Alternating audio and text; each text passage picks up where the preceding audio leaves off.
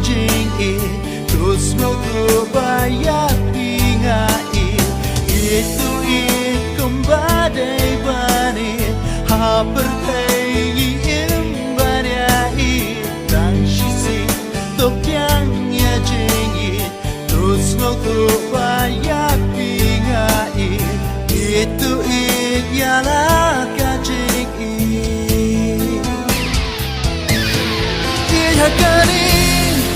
kapurthai ngala rai bani yiri parhakani kajing ngala ibani yiri ik mensim jangan day mapi aha day mapi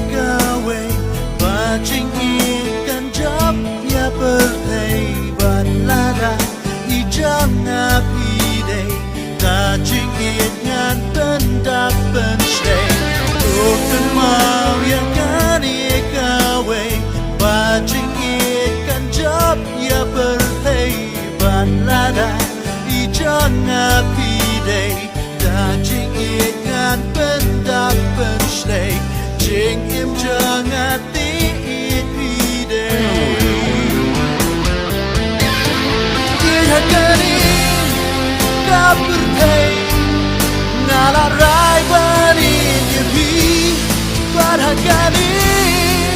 kajing ngala ibani yiri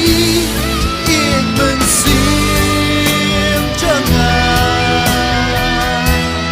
day mapi aha day mapi day mapi